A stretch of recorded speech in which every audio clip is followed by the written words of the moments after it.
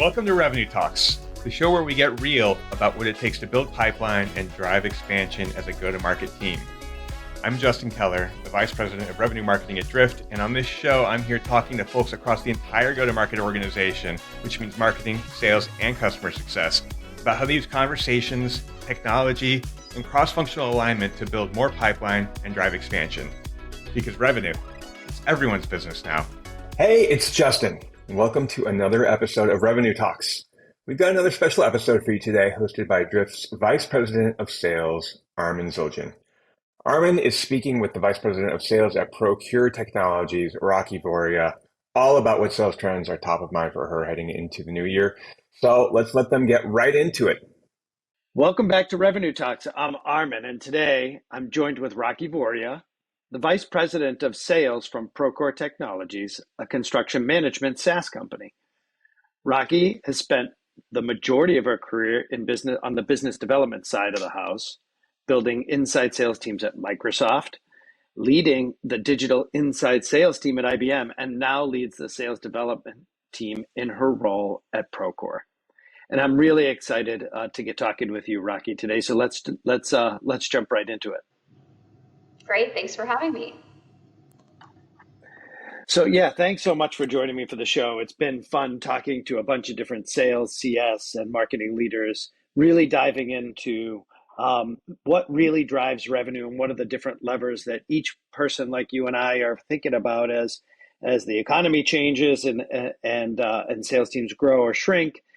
So before we get into it, though, I'd really like to start with something else I heard about you in your early career. You wanted to go into marketing, which, you know, as sales leaders, that's like, oh no, the dark side. Why did you want to do that? And then now you're on the sales side, and you know, it's not dark or light. I love all of our folks over at marketing, but we do argue back and forth, and every once in a while we trade folks back and forth from one discipline to another.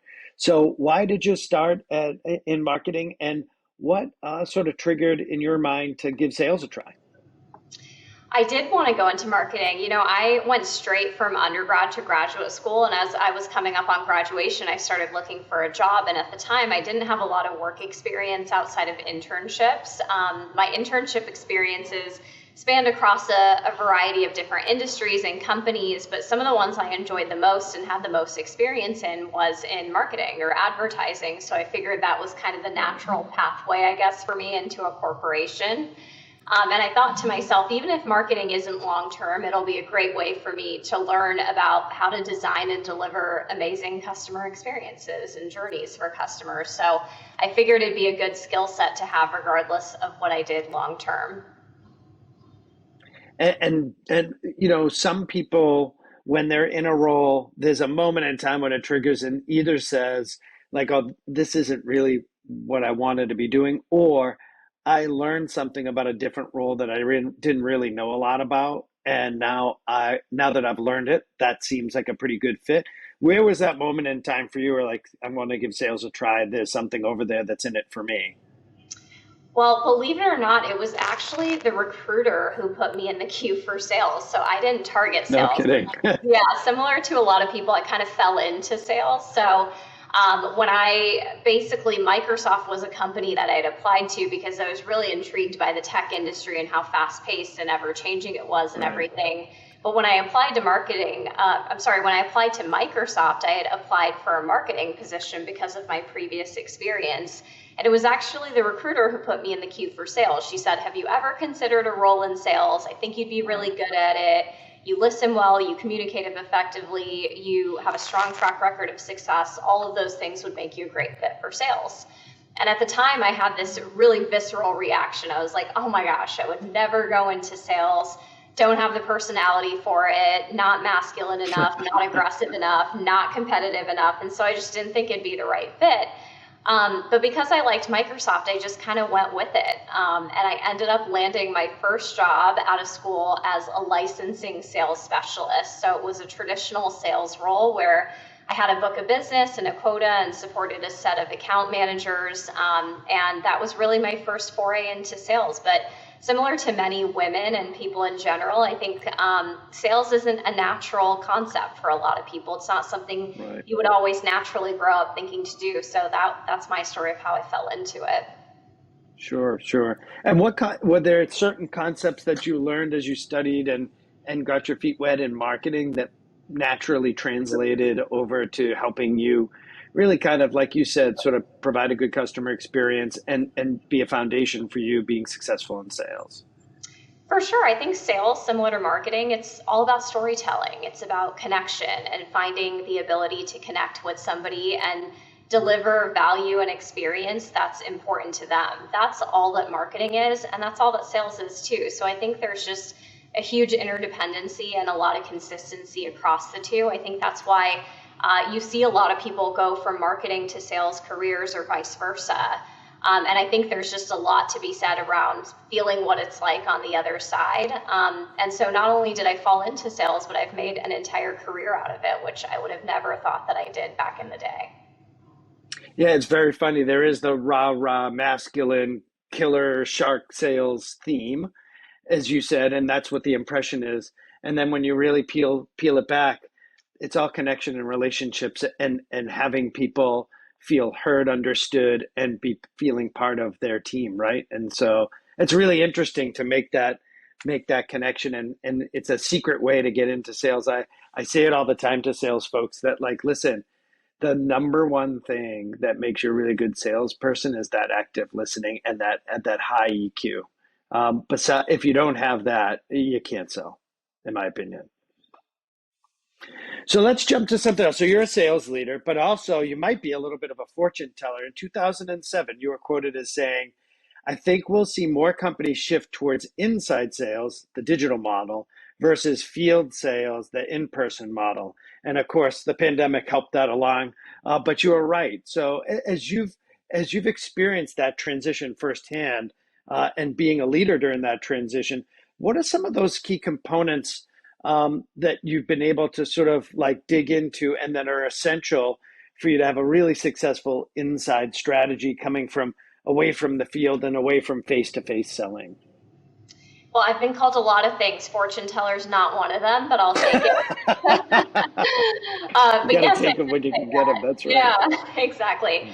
I did say that, and I said it pre-pandemic, actually, as you noted. I think the pandemic obviously accelerated this transformation that was kind of Sure. already underway. I think a lot of companies were already looking at how do they invest in a digital or inside or virtual selling motion, and a lot of companies call it different things. But a way to just kind of reach more customers with the right touch at the right time with the right insights in order to deliver that growth. And that's exactly what my time at Microsoft entailed, actually. So Hmm. when I went to Microsoft, I was there for years. And one of the jobs I had was I helped them to build a new inside sales team. So I was one of the first employees on the team. We hired about 2,000 digital sellers in about 3 years. So it was Oh my goodness. really massive growth. But had a chance to help with everything from hiring the first wave of sellers to building out onboarding programs and tools, playbooks, trainings, comp Hmm. models, all of the foundational elements of the team. And what I've seen helping to build that team at Microsoft and then leading a global digital sales development team at IBM after, and now at Procore, kind of helping to build and scale a sales development team here, is that I think there's a few key ingredients that all companies need to have in order to have a successful strategy. And it's really around people, processes, and tools. So on the people side of things, I think that's all about hiring and finding the best candidates. I am very passionate because of my own personal story of how I fell into sales about getting more diversity in sales. So fast forward several years, I'm a huge champion for getting more women and diverse candidates in general into the field of sales. There's a lot of studies out there about how actually women are better at sales than men. And so just trying to find some people who have really non-traditional backgrounds who can be successful in a sales environment. So obviously there's the hiring side of people, there's the enablement, the training, building out career development programs, performance management programs, all of that is the first bucket. The second, as I mentioned, Let me before you jump on, because I think yeah. hiring women and underrepresented persons is super important, and it's been a secret weapon for us at Drift too. And I was like any other sales leader 10 years ago, where oh, there's just not a lot of candidates there. And so, like, of course I'll hire the best candidate. But we really changed. What changed when I went to Drift was, it's like, no, you have to have X number of candidates and you have to hire this number of people. What I learned was there's an untapped, like, if there's other groups that aren't traditionally there, that means you can go get the top performers from each of those groups where other people are not going and really get some amazing talent, and then develop those into leaders that starts the whole chain over again of getting more of those types of people in the funnel because they see others that look like them in leadership roles. Did you see that kind of evolve over the last 10 years in that way? For sure. I think sales, unfortunately, continues to be a place that's very homogenous. I mean, women in particular Sure. are completely underrepresented. About 39% of all people in sales are women. The higher up you get, the worse the stats are. Only about 1 in 5 VP of sales or above are women. So there's a whole gender aspect of things, but then there's just kind of, as I mentioned, the non-traditional types of Sure. candidates. And so I think a lot of companies fall into the trap of, all right, I need to go find the people who have sold, who are successful, or they look at people who have athletic backgrounds or sports backgrounds. And so unfortunately, because of that, there's a whole population of people that I think are overlooked. So some of the Sure. best candidates I've ever hired are from military, believe it or not. They have a strong sense Hmm. of camaraderie, relentlessness, teamwork, all of these things. So yes, I'm totally with you. I'm a huge proponent of just sort of seeing the evolution of that. And I think something that previously was a nice to have is becoming more of a need to have. And that's been a really nice Absolutely. evolution. Okay, so we got people down. Now process was the next one, right? Yeah, just quickly, I mean, I guess back to process. I mean, I think it's just around having simple, clear, and consistent processes that people can follow and utilize across the organization. And then the third was around tools. So, making sure the team has the best in class digital selling tools and techniques. And so I spend a lot of time helping to evaluate our tech stack and figuring out what do you want to use in-house versus outsourcing. There's gamification tools, there's social selling tools. And it feels like every other month there's a new company that's kind of out there. So it takes some time to figure out what's best given the size of your company, the industry that you're in, and the target audience that you're trying to get. That's an interesting one because and over the last, I've been at Drift 6 years now, and the evolution of sales and marketing tools and sales and marketing tools coming together, and the feeding frenzy that's been around that. How do you look back over the last few years, and look forward and go, okay, what is the ideal tech stack? Because there are a lot of good ideas about some of the new sales technologies that really help with intent or anything, or any of that other sort of data to get better intelligence and engagement with people that you want to have a relationship with.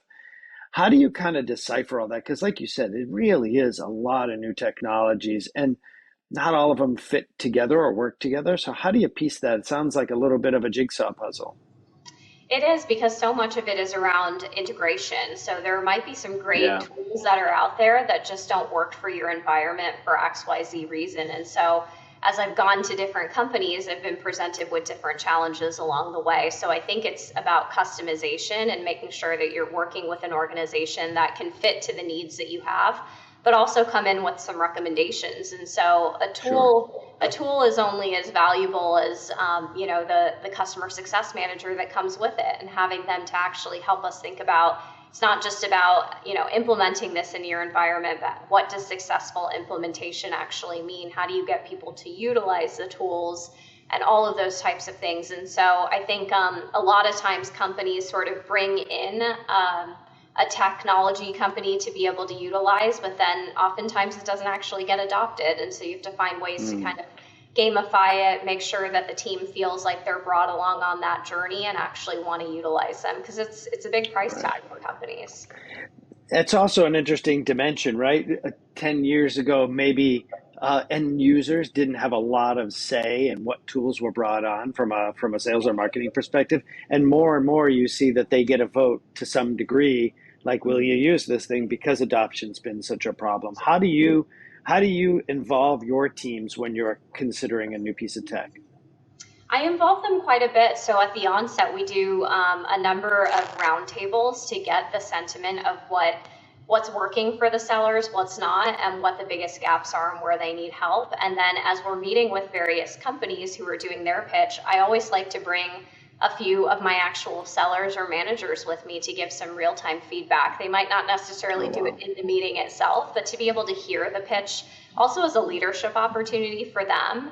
And then being able to chat with them afterward and seeing, did this hit what you're looking for? Did it miss the mark? And what would we need in order to be able to successfully implement?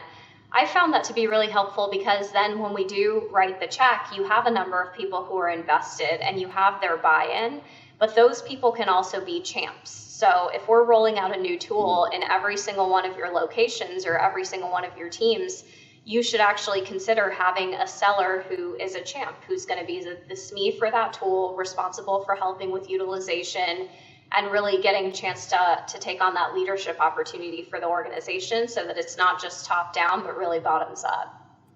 Got it. That's interesting. So last question on this, and we'll jump to another one. So people, process, and tools. How did that change those three sort of pillars for you as you sort of scaled more globally? Did it change in any way? Did it evolve in any way as you went more global with the scope and span of your control? Yeah, it did, and I think it has to, right? There's never going to be a one size fits all, and so for me, the way I've always tried to approach it is by adopting the 80-20 rule. So 80% globally consistent, standardized tools, playbooks, sales plays, processes, and then 20% variation for geographical differences, because the reality is you can never have a fully global process because each geo is so different. The way business is conducted different, the way market segmentation is different. I mean, even in the US alone, we see so many different types of sales approaches. The way you sell in New York City is very different from how you might sell in rural Oklahoma. So the pace of business and life varies. So I think companies need to be able to adapt and also adopt strong global processes where possible. So it's a bit of a balance. And I think, a way that you can do it is by doing focused pilots and A/B testing and really involving some of the leaders and the sellers, as we just talked about, before making some of those decisions. Because, at the end of the day, I am only one person sitting at corporate, in a sense, in New York City, but people on the front lines are the ones who really will understand what's going to work in their customer outreach. You are listening to one B2B professional's take on what it takes to accelerate revenue in 2023. But did you ever wonder what 600 other B2B professionals think about it? Drift partnered with Heinz Marketing to survey B2B professionals and get their take on the impact of conversational marketing, conversational sales, and conversational support on business outcomes and buyer experiences.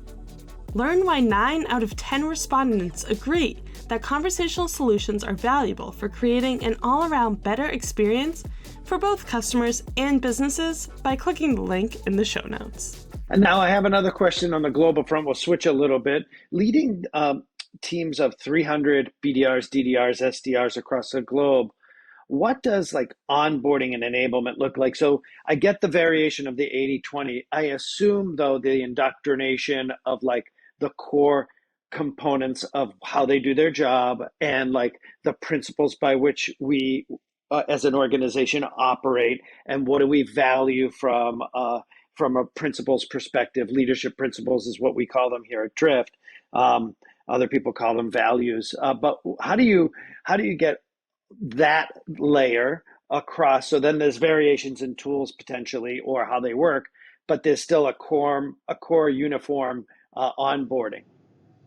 For sure. I think that's one of the most critical components of building a team and making sure that you have really clear onboarding programs that are built that are consistent across the organization. So the way I've seen it work best and what we do at Procore is basically we have a customized boot camp for anyone who is joining a sales development rep role. So a lot of the people that we hire don't have any sort of construction background, myself included. And so anyone we bring to the company, we do a full week, that's construction boot camp. So We teach them basically Wow. everything they need to know about the industry, what it's like to be a general contractor, a specialty contractor, an owner, all the lingo.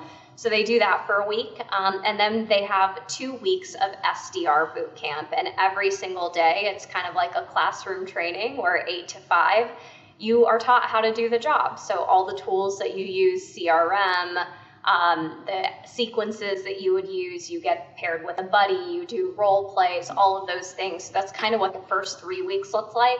But then on top of that, of course, you have to have ongoing training. And so we have kind of a 30, 60, 90-day program then for all of our new hires that they're all consistently going through. Of course, depending on the segment that they're assigned to or the vertical, it might be a little bit customized, but the general content's the same. And then you have to have that ongoing training even beyond that. So, we do Tuesday product trainings, Thursday process trainings, for example. So I think every organization kind of figures out what works best for them, but totally agree with you. You got to start with something that's consistent. And I found that having an actual kind of program that's built and put in place, because the SDR role, you have so many people coming into this job at any given point, that if you have something that's kind of pre-built, it's a really easy way to help people kind of get the core curriculum in a fast method. Got it. And what's the absorption rate?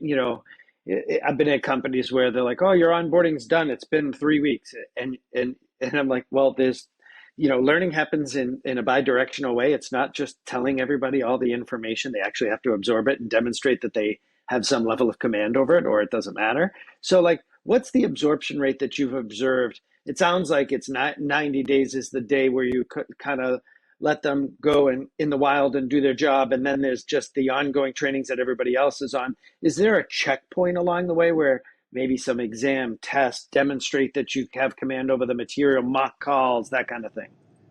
We have a number of checkpoints along the way, actually. So even after the 90-day period, we have something called SDR certifications. So we have bronze, silver, gold, and platinum. And these take place over the course of your roughly 12 to 24 months in SDR, basically. And so along the way, each of these certifications requires different things. So for bronze, it's a little bit more kind of basic, elementary types of things. The higher up you get, you're actually doing role play. So in some instances, I don't have a chance to do all of them with my team because that would be very time consuming. But periodically, for some of the platinum ones, for example, which is the highest of the high, I have a chance to actually do it with the reps where they are pitching me, and I have a chance to help them overcome some of those objections and all of that. And I think as a leader, it's really nice for me to kind of take the time periodically to participate because it helps me stay grounded on just kind of what are the types of selling techniques that the team is using. And every time I walk out of those, it's really inspiring to see just how well the teams are doing. But yeah, I'd say that at every organization I've been at, I've had kind of different versions of what I just described. But at Procore, we found the certification method to be extremely effective and a great way to test people. So that's awesome. I think that being able to understand what people know and where they're deficient, nobody's going to come out of onboarding and know everything perfectly. And for the manager who inherits whomever exits onboarding, knowing where they got to work with somebody on is like the most important thing. Otherwise, you assume that like they know as much as everybody else coming through. So I love that. Now, you said that you have Tuesday product, Thursday process. Is that right? Correct. The other way around. Yeah. Okay, good.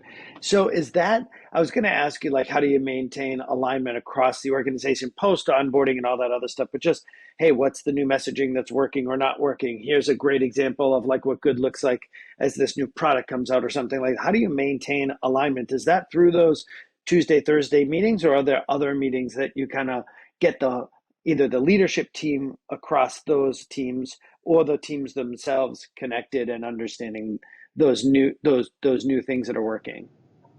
I rely a lot on my partner, so the product and technology team, the marketing team, for example. So I kind of look to them to help define what those things are, and then together we've discussed what's the best way to roll it out to the team. So they're typically coming to me with, okay, we have these product enhancements coming up or this big event coming up, and we need to make sure the teams are trained. So here's what the next 6 months is going to look like in terms of every single Tuesday meeting. We kind of have that already pre-set out. So yeah, I'd say it's a partnership between the two. It's really about open communication and making sure that we're staying in lockstep as all of these things are happening, because it's very easy, I guess, to have something fall through the cracks when you're in a high growth environment. Yeah, for sure. That's interesting. I love the joint effort. I think oftentimes, we work in silos and people have ideas over here, and then the calendars clash and the messaging is not matched up because one group wants to have it be this and another group has different ideas. Do you have any kind of requirement of the things that we want to go live with in the field be tested prior to, or have examples of working prior to being out in the field? Yes, for sure. I wouldn't say there are requirements per se. Maybe there should be. Yeah. But I think, yeah, for sure. Where at all possible, we do tend to do testing and piloting. And so it kind of just depends. If it's going to be a big investment, for example, if we're bringing in a big tool that's going to cost a lot of money that requires a 2-year commitment, that is something I definitely would want to test in a few pockets of my organization before writing the check, for example.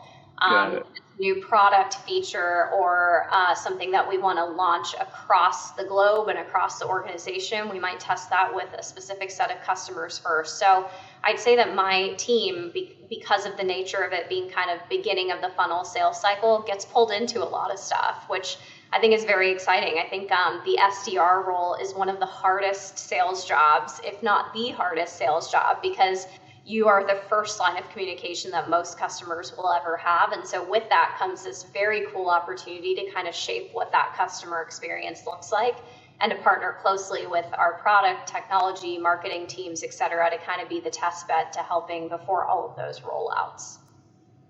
I have a special place in my heart for SDRs. I did it for 1.5 years at the beginning of my career, and I won't tell you how many years ago that was, but proof is in the pudding. You can make it to VP of sales if you started at a BDR level. I guarantee you got to work hard.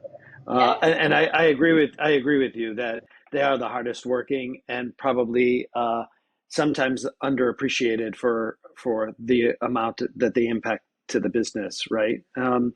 Something interesting though, it comes up often, right? When speaking to businesses, at Drift, we sell to the sales team, the marketing team, and the business development team. And what we find oftentimes is this sales development, BDR, SDR, XDR, can report in a bunch of different areas. And in fact, we've seen marketing, we've seen sales, and we've even seen operations own the XDR in a couple of examples. So I don't want to say it this way, but they seem to float or move back and forth.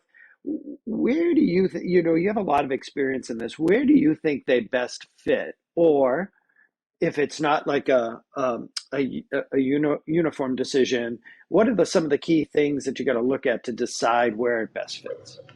Yeah, I've seen and personally experienced a number of reporting structures, and I think there's no right answer, frankly. But in my experience, I personally believe strongly that sales development or business development should sit under sales. And I think, it helps to up-level the role. I think it helps to further drive the perception that these are sellers, as we talked about. It's a very hard role of the company that needs as much resourcing, financing, enablement, and support as possible in order to be successful. And I found that when the roles do sit under sales, it kind of gets that level of support that's needed.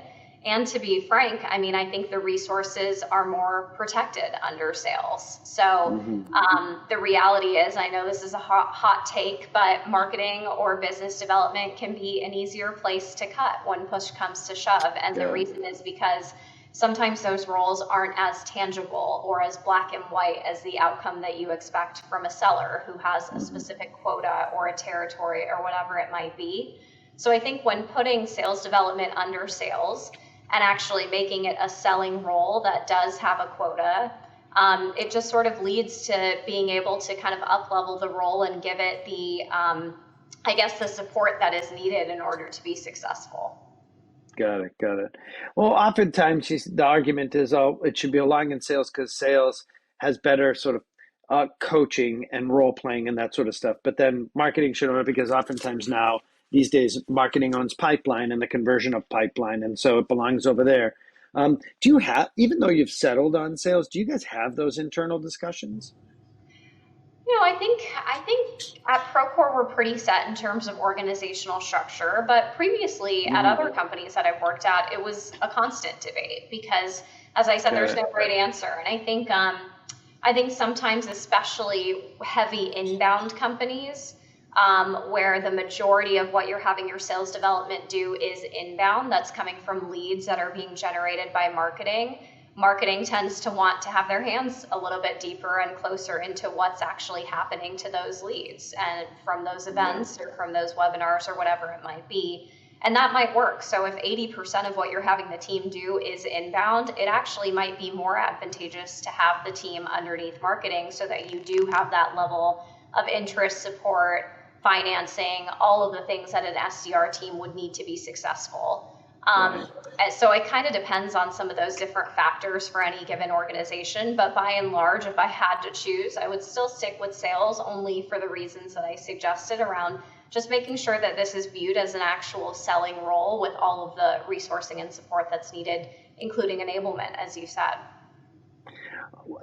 I'll jump. The next question I had is a little bit about alignment with the marketing team. But since we're on sales and it's really a sales role, and you really kind of make your mark in saying this belongs in sales because it's a natural progression, what kind of program do you have to graduate folks? You had this. You had the levels of the four tiers of metals up to platinum, and then what happened? Is there another? Do you have to get to platinum before you graduate into your first selling role, or is there some other transition? Is there a period of time when you're doing both the XDR role and starting to be mentored in your quota carrying role from a revenue perspective? Yes, exactly. So basically, as I mentioned, we have those certifications. Those Hmm. certifications are tied to career development as well. So, Got it. so it's all kind of connected, which works really nicely. So as I mentioned, we have bronze, silver, gold, and platinum. In order to move to another role, you have to be at least gold. So once you achieve gold, then you kind of get access to apply to certain roles at the company, including more senior SDR roles. So when we bring people in from the outside, it's typically some of the lower segments, and then they can Hmm. graduate to SDR opportunities for enterprise, for example, or kind of make their way up the food chain. And then if they want to move to other parts of the company, like maybe an account executive role, a CSM role, et cetera, we require platinum to be the minimum requirement. And Wow. so platinum, not only is it, what I described earlier, where you actually, do a role play and you have to demonstrate your knowledge, but you also have to have a performance element of it too. So you've had to have had X amount of quarters of hitting 100%. So I think that helps us set the right expectations with SDRs from a career development perspective, because let's face it, a lot of them are really early in career, hungry people who come into the organization wanting to be promoted after 6 months or so. And so we have to kind of Yeah. temper their expectations. We want to make sure that, of course, we're building an environment where they can grow and succeed. But we also want to make sure that they're staying in role long enough to be able to reap the benefits of the things that they're learning. And so by tying it to certifications, which has a timing element, a performance-based element, a learning and development element, all of those things come together and kind of set the right expectations with reps on when they can expect to progress. Got it. Got it. Well, measurement is a big part of that, right? It's in sort of making sure they're up on their activity metrics, competencies, et cetera. So, how do you measure your team? What are the core sort of key metrics that define success for an individual and or a team? How is it, and how is it tied to the overall revenue goals of your business? I'd say that our primary metric is around pipeline. So we have Hmm. a volume and account element of that. So dollars and then number of deals, basically. So pipeline's the main thing that we look at. And then we have other things that we look at called what we call effort metrics. So that's things around call volumes and email Hmm. metrics and conversion rates and things like that. but we don't pay our team on those effort metrics. So I know, a lot of companies do. It's, if you're not hitting 50 dials a day or whatever, that's directly tied to your compensation. We don't do that at Procore. And the reason why I don't is because while I think those are good indicators, I find them to be somewhat antiquated measurements, I guess. I think they come across at times as a little bit old school. Like, there's so many ways to work around getting 50 dials a day. But I care more about the outcome versus the ingredients. And so I'd like to pay people on the outcome versus the ingredients. Yeah. And so it's a little bit more around the pipeline volume and count, as I mentioned. In terms of how it's tied to the overall organization, I think our senior leaders frequently say that pipeline is the number one priority for the company, and that is the lifeblood of any organization. So obviously at the end of the day, we're a public company, we have revenue goals and expectations, we report to a board, but pipeline and everything that the sales development team is the feeder into that. And so if we're not investing in sales development up front, if we're not looking at pipeline on a daily basis, we're never going to hit our revenue goals. Got it. I agree with you on the antiquated metrics. I'll have one quick story. I had a rep once, we had Talk Time as one of ours, and we found out that he was calling radio stations and listening to the radio stations to get his talk time up at the time. So anything can be gamed, but also as you shift to pipeline can be gamed to some degree. If you focus on pipeline, you'll get more pipeline. But the worry for a lot of boards, I'm sure this, is that is it the same quality pipeline as we got maybe when we didn't have pipeline as much of a goal, and will it convert at the same rate? Is it the same level of quality? So how do you make sure and test that what you're putting in is as closable as other quarters when maybe you didn't focus on it as much? Yeah, for sure. So I think it's always a risk, of course. But I think as long as you have some checks and balances in place to make sure that the teams are operating with integrity and that the pipeline is an indicator of actual closed won, then I think you can kind of work around that. And so that is one of the things we look at for sure. So we do go back every quarter and we look at, okay, what the SDR put in, how does that align with what actually transpired, and see if there's any issues along the way. And there will always be some level of discrepancies because the nature of the SDR conversation is going to be very preliminary and things might evolve. It might be $10,000 today and close at $1 million in a month. So you just really never know. But I do still think that pipeline has been kind of the best way for us to be able to determine that because of the nature of the company and the sales cycles. Whereas, for example, previously when I led a similar team at IBM, closed won was actually a pretty sizable component of the SDR's compensation. And the reason is because people stayed in role for longer and the sales cycles were smaller. So for us, if you were an SDR and you built pipeline, you would probably be paid on it a quarter later or a quarter after that, and you would still be in role. Whereas at Procore, my team is sort of moving a lot faster to other opportunities than the sales cycle typically takes, and so it's not always an indicator if you use one here.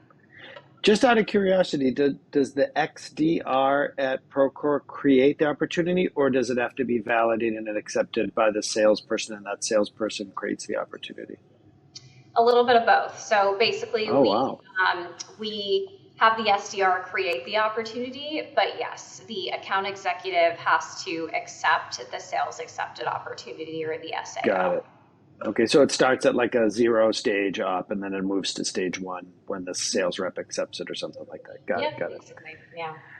Well, I love. I have a special place in my heart for this part of the business, and I guess it's because I'm a hopeful guy, so I'm always looking at what's the new stuff coming in that you can get excited about. So, and thank you to all the XDRs out there that work so hard for all the businesses out there. I know what it feels like to do that role and I had a grease board above me. I had to write down the number of dials and all that stuff, all the antiquated metrics that we talked about today. So I know what it feels like. But I have one final signature question for our revenue talks folks that everybody asks. So what is the number one thing you or your team is focused on to accelerate revenue in this upcoming year?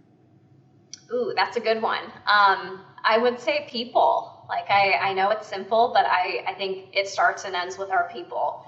I really believe that if you invest in your people, good things will follow. So everything around just employee engagement, looking at the results of the surveys that we do, making sure that we're doing start, stop, continue exercises to make sure that they feel like they have the career development opportunities that they want here, the performance engagement that they want here, the training and development that they want here. That's the most important thing. I believe if you invest in your people, that the results will follow. And so, of course, there's a whole other slew of things that we focus on. But I think the most important thing is just making sure you have a really engaged population that's excited to show up every day and do what they do best. It always comes down to people, isn't it? Yeah. Lots of businesses say it. Few of them, really have the values that drive that. It's good to hear that you bring that to your role every day. Rakhi Voria, thank you so much for spending the time with us today. Huge amounts of nuggets. Everybody should listen and re-listen. There's so much in this episode. I can't believe we all got it in less than a half an hour. Thank you for spending the time. Thank you. Thanks for having me. Thank you so much for listening to Revenue Talks. If you liked this episode, please consider leaving a review wherever you're listening. You can connect with me on Twitter @Justin Keller and the entire Drift Podcast Network at Drift Podcasts. Remember, revenue, it's everyone's business now.